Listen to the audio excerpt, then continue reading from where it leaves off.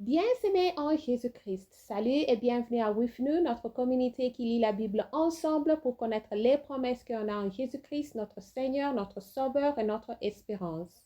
Nous continuons avec Luc chapitre 14. Jésus à table dans la maison d'un pharisien, guérison d'un hydropique le jour du sabbat. Jésus étant entré un jour de sabbat dans la maison de l'un des chefs de pharisiens pour prendre un repas. Les pharisiens l'observaient, et voici un homme hydropique était devant lui. Jésus prit la parole et dit aux docteurs de la loi et aux pharisiens, est-il permis aux non de faire une guérison le jour du sabbat? Ils gardèrent le silence. Alors Jésus avança la main sur cet homme, le guérit et le renvoya. Puis il leur dit, lequel de vous, si son fils ou son bœuf tombe dans un puits, ne l'en retirait pas aussitôt le jour du sabbat? Et il ne put rien répondre à cela. Instruction sur l'humilité et sur la bienfaisance. Il adressa ensuite une parabole aux conviés. On voya qu'ils choisissaient les premières places et il leur dit, lorsque tu seras invité par quelqu'un à des noces, ne te mets pas à la première place, de peur qu'il n'y ait parmi les invités une personne plus considérable que toi, et que celui qui vous a invité, l'un et l'autre, ne vienne te dire, cède la place à cette personne-là. Tu aurais alors la honte d'aller occuper la dernière place. Mais lorsque tu seras invité, va te mettre à la dernière place, afin que, quand celui qui t'a invité viendra, il te dise, mon ami, monte plus haut. Alors cela te fera honneur devant tous ceux qui seront à table avec toi. Car quiconque s'élèvera sera abaissé, et quiconque s'abaisse sera élevé. Il dit aussi à celui qui l'avait invité, lorsque tu donnes à dîner ou à souper, n'invite pas tes amis, ni tes frères, ni tes parents, ni tes voisins riches, de peur qu'ils ne t'invitent à leur tour et qu'on interrompe la parole. Mais lorsque tu donnes un festin, invite des pauvres, des extropiés, des boiteux et des aveugles, et tu seras heureux de ce qu'ils ne peuvent pas te rendre la pareille, car elle te sera rendue à la résurrection des justes. Parabole des conviés. Un de ceux qui étaient à table, après avoir entendu ces paraboles, dit à Jésus, heureux celui qui prendra son repas dans le royaume de Dieu.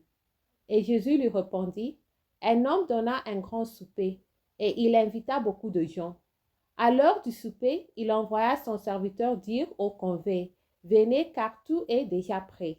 Mais tous animément se mirent à s'excuser. Le premier lui dit, j'ai acheté un champ et je suis obligé d'aller le voir. Excuse-moi, je te prie. Un autre dit, j'ai acheté 5 paires de buffles et je vais les essayer. Excuse-moi, je te prie. Un autre dit, je viens de me marier et c'est pourquoi je ne puis aller. Le serviteur de retour rapporta ces choses à son maître.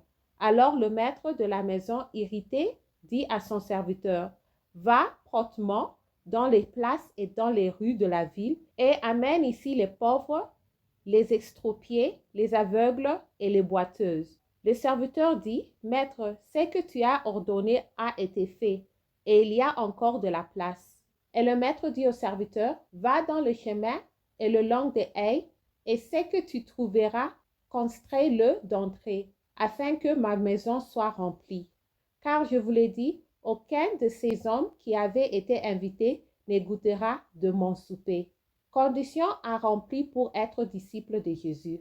De grandes foules faisaient route avec Jésus. Il se retourna et leur dit, si quelqu'un vient à moi, et s'il n'est pas son père, sa mère, sa femme, ses enfants, ses frères et ses sœurs, et même sa propre vie, il ne peut être mon disciple. Et quiconque ne porte pas sa croix et ne me suit pas, ne peut être mon disciple. Car lequel de vous, s'il veut bâtir une tour, ne s'assit d'abord pour calculer la dépense et voir s'il a de quoi la terminer, de peur qu'après avoir posé les fondements, il ne puisse l'achever, et que tous ceux qui le verront ne se mettent à le railler, en disant, cet homme a commencé à bâtir et il n'a pu achever. Ou quel roi, s'il va faire la guerre à un autre roi, ne s'assit d'abord pour examiner s'il peut, avec 10 000 hommes, marcher à la rencontre de celui qui vient l'attaquer avec 20 000.